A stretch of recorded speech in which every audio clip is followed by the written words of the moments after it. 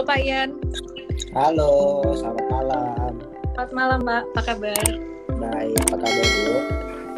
Baik Pak, panggil Ellen aja Pak. Pakai apa? Panggil Ellen aja. Oh, iya, oke. Oke. Miss Ellen kali ya? Ya Ellen aja. Oke. Oke, ya. Sebelumnya terima kasih udah berkenan nge-live bareng dengan saya malam hari ini.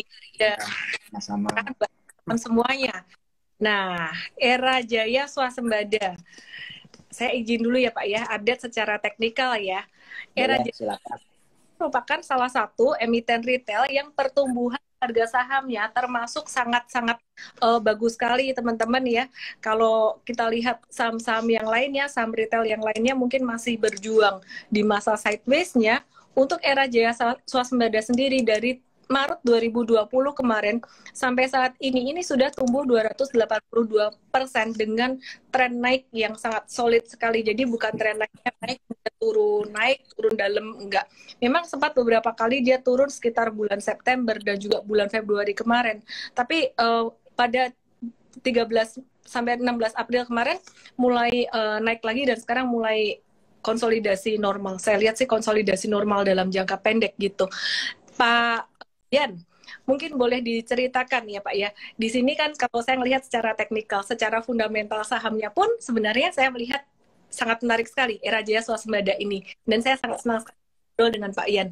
Mungkin bagian Pak Yan nih, cerita tentang fundamentnya era Jaya Swasembada ini, gimana sih kinerjanya di tahun 2020 dan apa yang membuat era Jaya Swasembada ini kinerjanya tokcer banget di 2020 kemarin.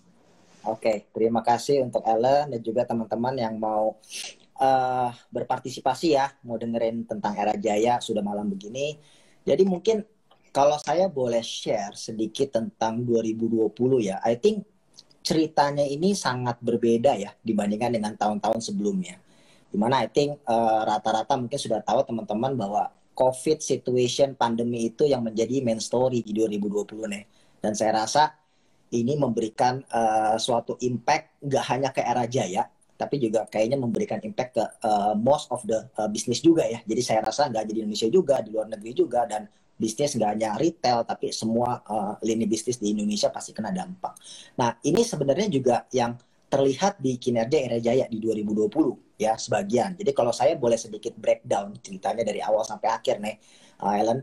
Jadi emang di awal-awal 2020 ya, di Januari, Februari, Maret itu emang kita melakukan bisnis as usual lah ya. Jadi bisa dibilang bahwa kinerja kita, operasional kita fine-fine saja. Even di first quarter sebenarnya kita bisa mencapai sekitar angka 7,8 triliun in terms of sales. Ya kan? Jadi itu merupakan suatu positif momentum yang kita lihat ya di Januari, Februari sampai Maret.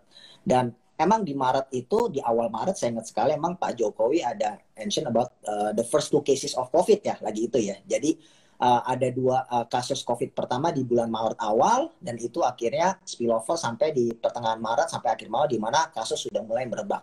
Ya, tapi in overall first quarter kita emang kinerjanya cukup positif dan sangat bagus sekali.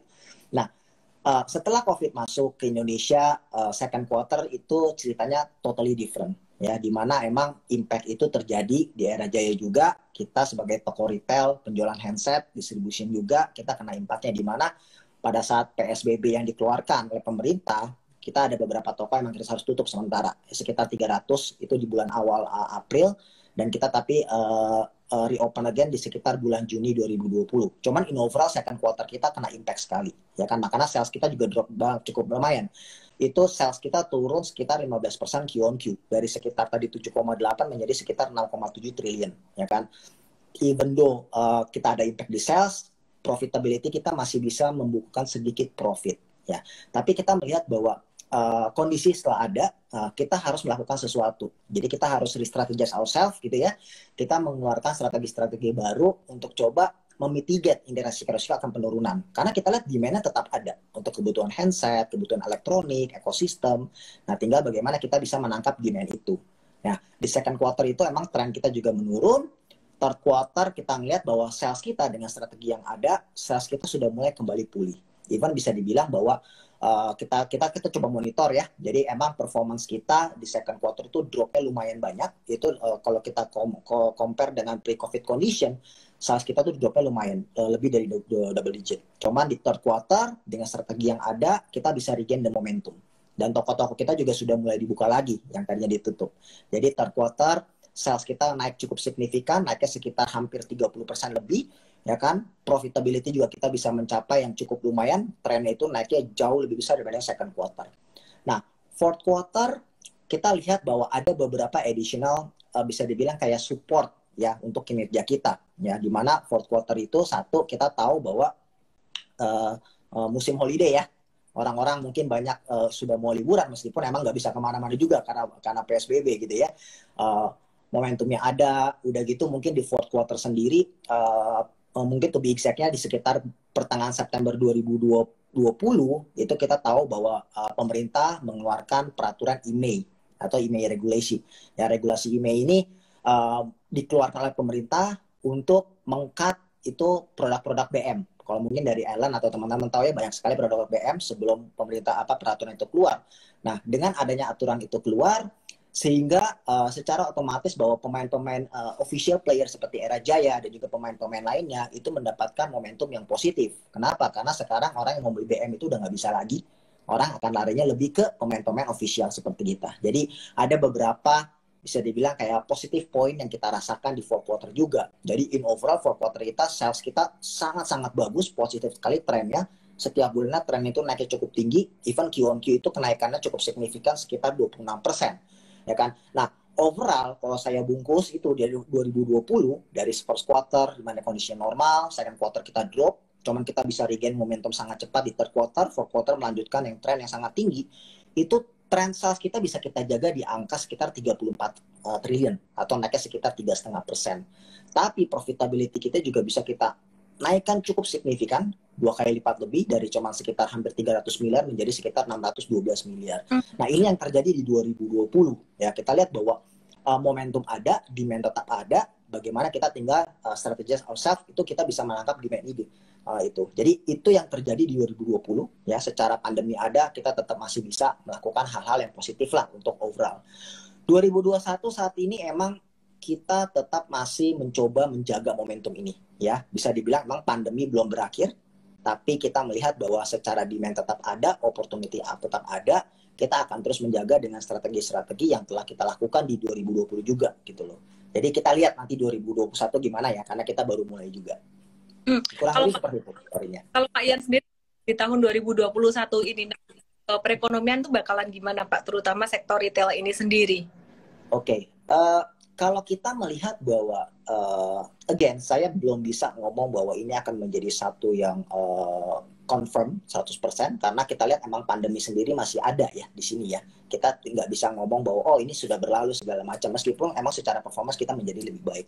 Cuman saya cukup optimis ya dengan industri retail terutama, di mana emang dengan usaha-usaha, upaya-upaya pemerintah mencoba support biar kita untuk COVID ini bisa ditekan lagi, ya kan, banyak sekali inisiatif-inisiatif yang dilakukan, dan kita lihat emang secara traffic wise, consumption spending itu emang sudah mulai kelihatan lagi di Indonesia ya di 2021. Jadi emang kalau dibilang saya cukup quite optimis bahwa sebenarnya kita bisa menjaga momentum ini ke depannya lebih baik lagi. Cuman dengan harapan emang COVID ini kita bisa lalui ya. Karena ekonomi kita lihat sekarang rodanya sudah mulai berputar lagi nih ya, dibandingkan 2020, terutama 2020 awal.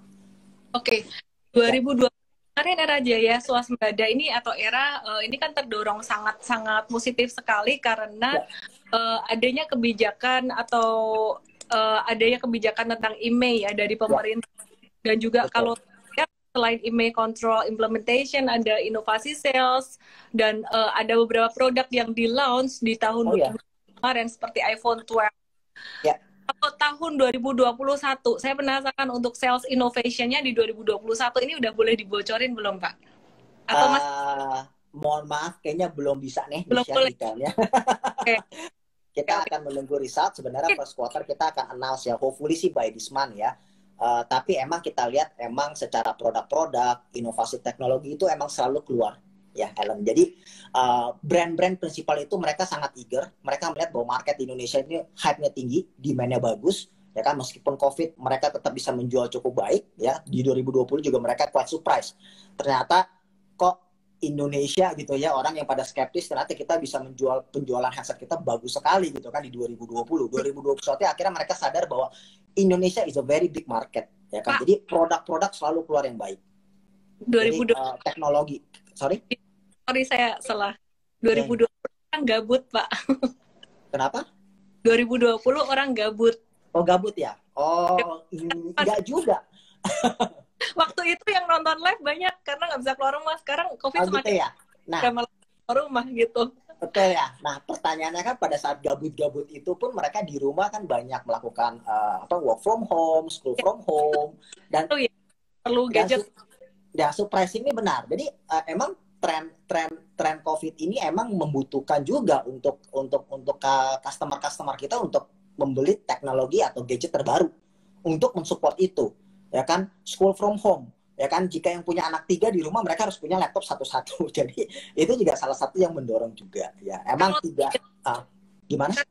2021 sendiri gimana Pak? Target sales-nya di 2021, revenue-nya, terus kemudian kira-kira net profit-nya, kira-kira bisa bertumbuh berapa banyak di 2021? Oke, untuk guidance sendiri emang Era Jaya masih melihat dulu perkembangan dan memonitor situasi Ellen. Jadi emang kita cukup optimis. Yang tadi saya bilang kita emang optimis 2020 bagus, 2021 semoga kita bisa menjaga momentum. Cuman again kita harus melihat kondisi. First quarter ini mungkin kita akan coba lihat setelah first quarter kita keluar ya by end of this month hopefully.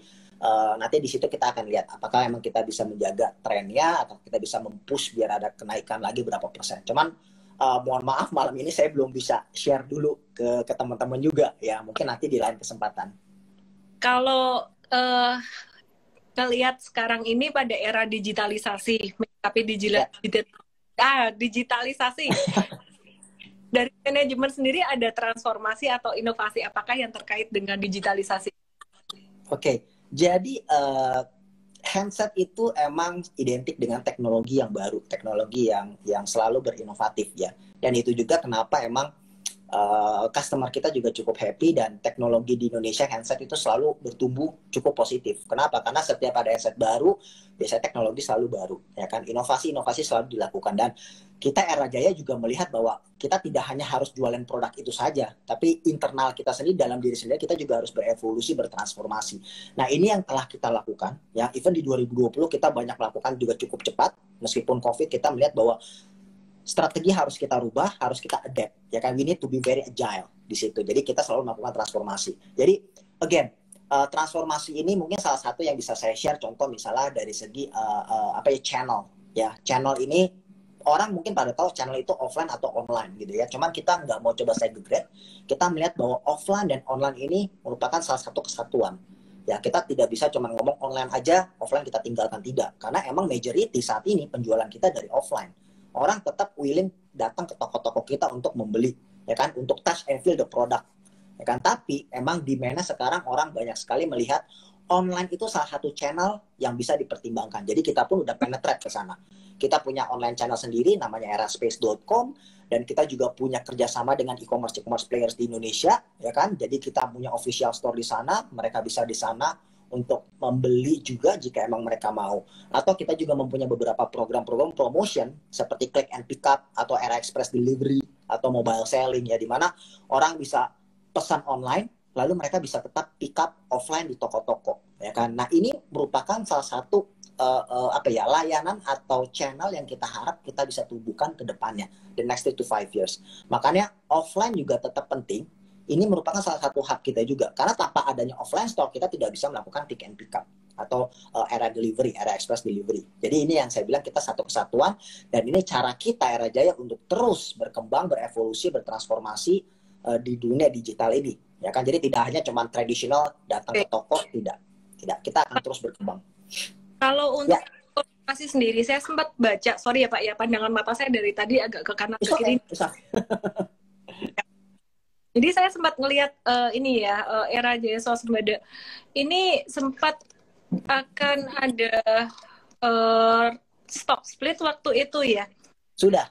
1/500 jadi 100, sekarang harganya 590 ya. Oke. Ya, sudah dilakukan. Udah dilakukan ya. Yes. Oke. Jadi semakin liquid, oke. ke depan bakalan ada aksi korporasi apa lagi Pak? Bakalan bagi dividen nggak?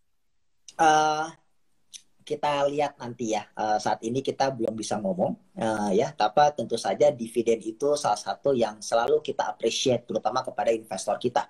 Ya, karena kami yakin, kami percaya bahwa investor yang telah apa ya, mereka telah confident dengan Era Jaya segala macam ya, kita harus memberikan timbal balik juga. Ya, jadi saya bahwa jika emang momennya tepat, jika memang ada kebutuhan kita untuk membagikan dividen, pasti akan kita lakukan. Ya kan, di tahun ini kita harus melihat, emang rumornya banyak sekali orang berharap, Pak, Era profitnya gede banget nih, saatnya bagi dividen. Itu bisa kita lakukan tentu saja. Makanya manajemen saat ini emang masih mencoba discuss ya. Hopefully sih by this month kita bisa clearin. Bahkan kita akan ada RPS sebenarnya di akhir bulan ini. Kita tunggulah kabar baiknya. Cuman message saya ke teman-teman investor, jangan khawatir, kita selalu mengapresiasi para investor Era Jaya. Ya, jadi harapan kita semoga ini kabar baik lah buat teman-teman investor semua. Oke. Kalau saya perhatikan di sini teman-teman, mungkin saya update sedikit ya untuk valuasi dari ya. Saat ini untuk rata-rata valuasi atau PE-nya 10,2, sedangkan untuk forward PE-nya ini udah agak sedikit di atas rata-rata.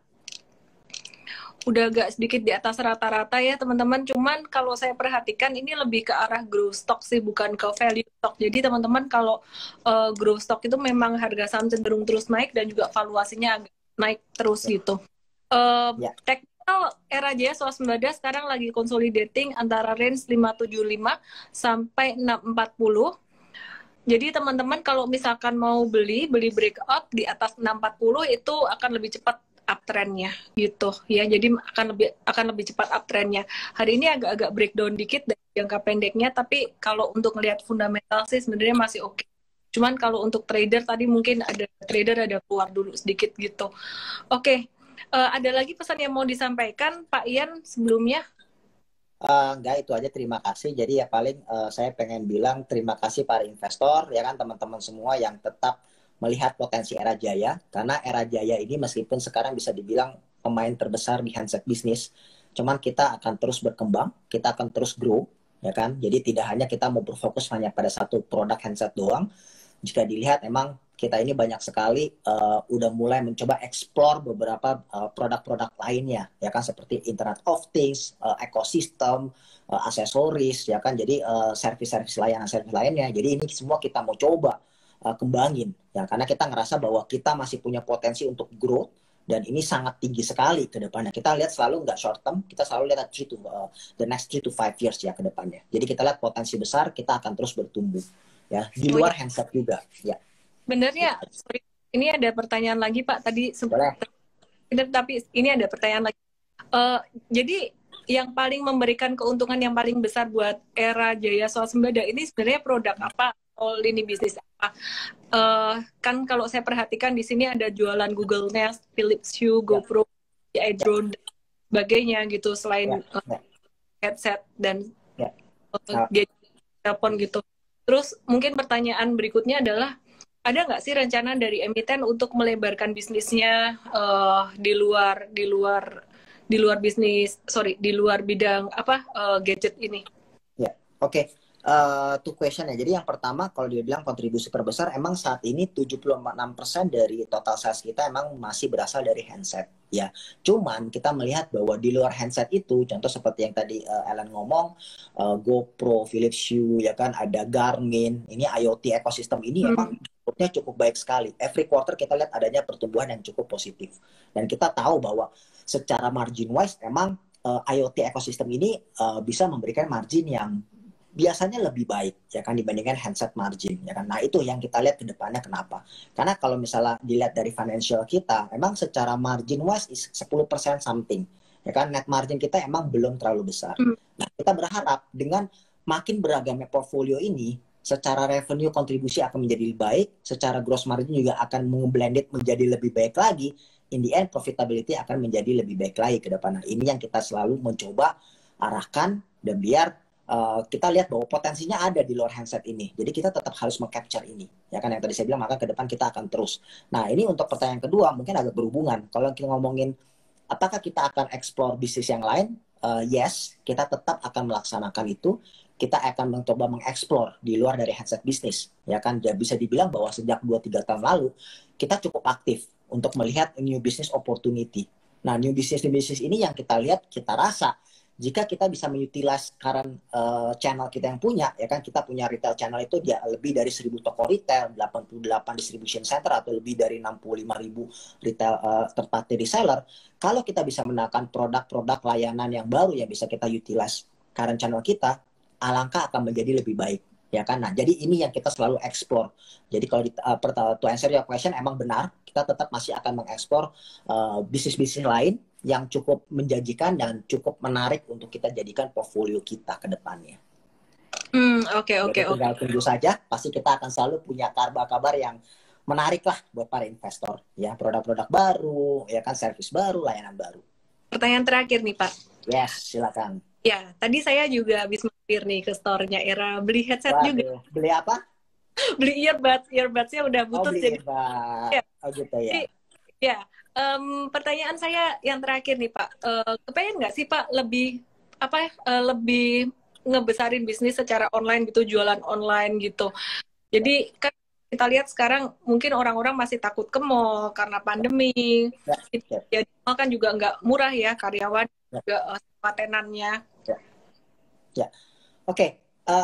Again, kalau online emang itu something yang kita lihat emang ini suatu tren yang akan kesana arahnya, Ellen ya. Jadi online ini terutama anak-anak muda gitu ya, mungkin demen sekali belanja online segala macam. Cuman again, kita harus melihat customer profile kita juga, ya kan, yang tadi saya ngomong bahwa emang sebagian besar emang trennya saat ini orang tetap masih berminat untuk datang ke toko, untuk explore barangnya, ya kan, untuk touch and feel baru beli. Gitu ya. Jadi emang kita harus coba combine dua sisi ini, online maupun offline. Online sendiri emang kita udah nge-push sejak 2 tahun lalu, kita udah punya channel sendiri, marketing kita juga nge-pushnya cukup bagus, promotion kita banyak. Jadi emang online ini terus kita push, ya kan. Cuman emang harus berbarengan juga, Ellen, dengan retail kita. Jadi apakah dibilang kita tidak mau nge-push di sana? Tidak, kita tetap membesarkan. Cuman emang in the end, kita harus melihat juga customer profile kita juga di Indonesia gimana. Karena dengan adanya online, tapi tidak ada jaringan, ini juga tidak akan maksimal.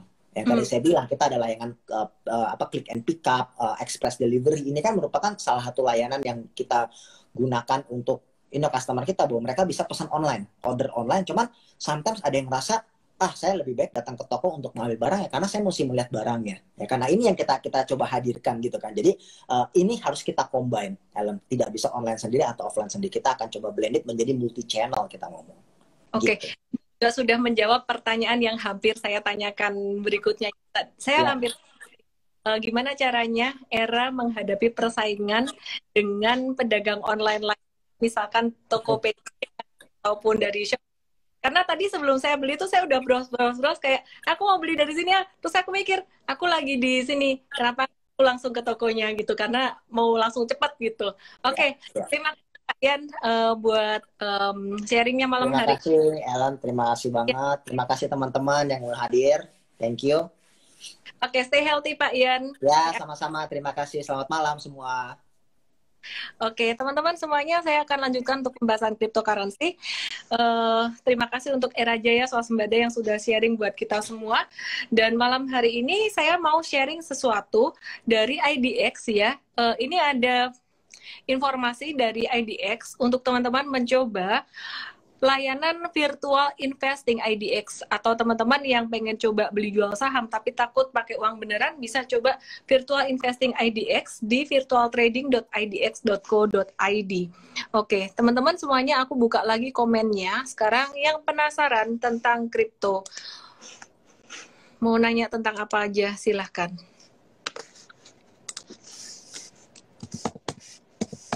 Secara garis besar aja ya, saat ini kripto ini lagi banyak yang berada di area resisten setelah naik beberapa hari. Ya, jadi udah agak-agak tinggi dekat resisten. Aku akan bahas dari yang paling gede-gede dulu ya. Bitcoin. Bitcoin ini resistennya di angka 60.356. Teman-teman kalau mau nawar beli langsung catat aku sebutin nih ya. Di angka sekitaran 55320. 55320 itu supportnya. Anyway, disclaimer dulu teman-teman nih ya, disclaimer dulu bahwa trading cryptocurrency ini high return, jauh lebih high return dan juga jauh high risk. Lebih tinggi resikonya daripada trading saham juga. Nah, support yang saya sebutkan di sini adalah support minor, artinya dalam jangka pendek banget. Jadi harus tetap ada pembatasan resiko juga. Ya, itu tadi BTC atau Bitcoin. Terus kemudian saya akan membahas untuk Ethereum.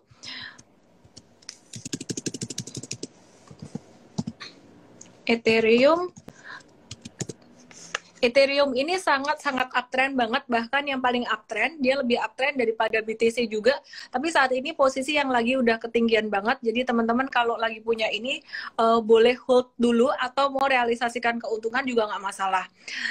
Kalau punya modal bawah itu artinya modal di bawah 2523, modal di bawah 2523 itu boleh hold, kalau udah di atas 2523 mungkin sebaiknya profit taking dulu.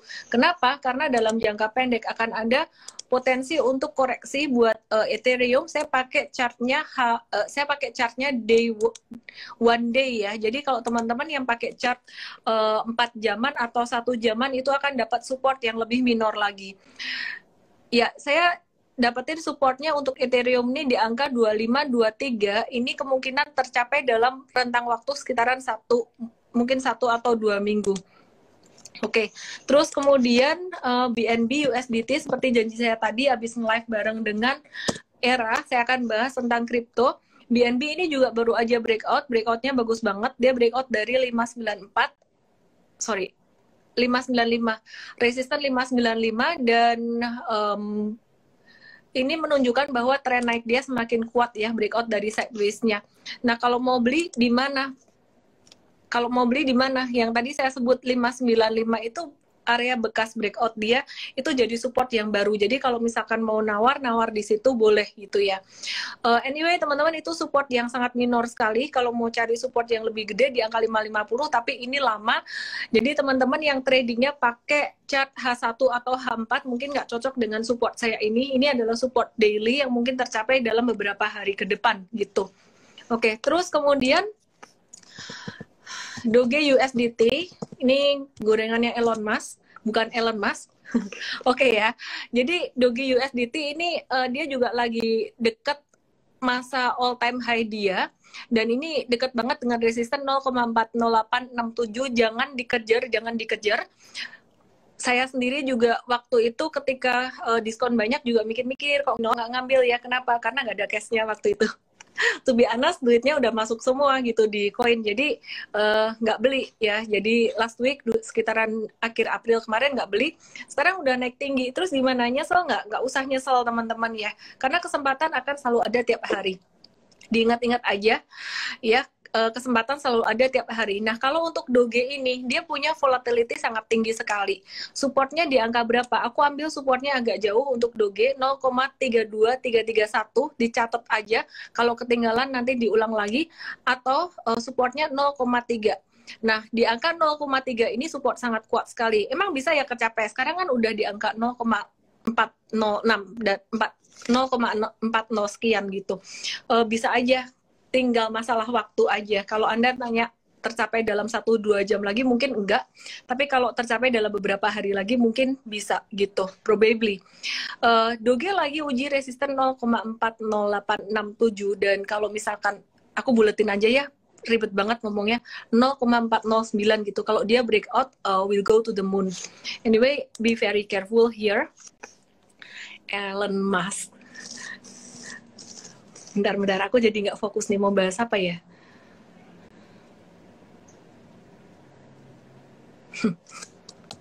Apa ya tadi ya? Duh, kelupaan kan?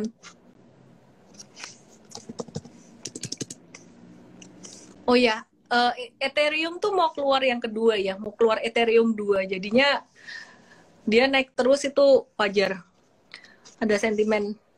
Dikit lah, saya tahu dikit-dikit fundamental kripto, lebih banyak pakai teknikal. Oh ya, XRP ini kemarin semua koin turun. XRP ini termasuk salah satu yang naiknya cukup cepat selain Doge dan juga Ethereum itu tadi. Nah, XRP ini teman-teman supportnya di area sekitaran 1,406. Jadi kalau mau beli lebih baik nawar aja, sabar-sabar tunggu beberapa hari ke depan. Jadi IM Trade belum ada rekomendasi beli juga. Kalau ditanya saat ini lagi wait and see. Tadi kita ada keluarin analisisnya tapi masih wait and see gitu. Saham gimana? Tadi udah dibahas di depan. Pakai sekuritas apa nih? Aduh, tidak enak saya ngomongnya. Dicari-cari sendirilah. Ini kan saya cuma ngejawab-jawabin pertanyaan. Oke, balik ke saham ya. Ada yang nanya tentang Astra International. Astra International sekarang lagi di area 5425, masih agak-agak slow, tapi sekali lagi saya cuma mau bilang Astra International ini fundamental sangat bagus, penjualan mobil naik kencang juga, PPNBM juga ngefek kemarin kebijakan keringanan PPNBM, jadi teman-teman yang punya Astra hold aja dulu. Kalau di saham teman-teman mesti sabar, kalau fundamental perusahaan itu sangat bagus, itu mesti sabar, beli dan simpen, tabur aja, sifatnya investasi, sabar banget, nggak boleh diliatin tiap hari. Tapi kalau di crypto, you have to be very careful. Jadi, manage keuangannya gimana? Saya rasa di kripto lebih cepat untung dan resiko fluktuasinya juga lebih tinggi. Jadi teman-teman kalau nggak siap dengan resikonya, mungkin start dari uang kecil dulu aja. ASA gimana? ASA secara fundamental sangat bagus sekali dan saya ngelihat masih akan bagus terus ke depannya. Saya perhatikan dari manajemen sendiri, mereka sangat, meskipun perusahaan teknologi ya, sangat erat kaitannya dengan teknologi, ada kaitannya dengan Tokopedia juga, tapi mereka ini bukan perusahaan yang bakar-bakar duit. Mereka perusahaan yang fokus pada revenue and growth juga gitu. Cuman secara teknikal ASA ini berpotensi untuk membentuk pola double tops. Dan dia udah naik lumayan tinggi dari tahun 2020 kemarin. Jadi be very careful untuk profit taking jangka pendek. Miss, kok nggak naik-naik IHSG? Perkiraan saya pekan ketiga Mei atau mungkin pekan ketiga atau keempat, sekitar seminggu 2 minggu setelah Lebaran. Itu aja dari saya malam hari ini, karena saya udah kedinginan. Udah ngantuk juga, capek hari ini. Oke, thank you semuanya ya, yang udah nyimak malam hari ini dengan setia. TKO gimana? TKO satu terakhir, TKO USDT. Ini koin kebanggaan dalam negeri ya. Ditunggu, kok TKO USDT, TKO IDR aja lah. Lah, nggak ada. Ya, maafkan. TKO USDT, TKO IDR di chart saya nggak ada. TKO USDT ini tunggu di support 3,5486 atau di 2,9 atau 3. Itu aja sih teman-teman ya. Thank you ya. Bye-bye. Teman-teman jangan lupa cobain virtual tradingnya IDX di virtualtrading.idx.co.id atau virtual investingnya. Dan jangan lupa hari Sabtu nanti kita akan masih bahas tentang invest the company and trade the coin. Gimana caranya ngebedain dua-dua ini, karena terakhir banyak banget pertanyaan tentang gimana sih caranya aku bagi duit masuk ke saham dan di koin saham kok diem, padahal saham sekarang lagi banyak peluang juga untuk jangka panjang. Akan dibahas hari Sabtu nanti 8 Mei kalau buat member jam 9 pagi live, ada tanya jawabnya. Kalau non member jam 8 malam dengan kode promo MAY3 May 3. Thank you semuanya. Salam.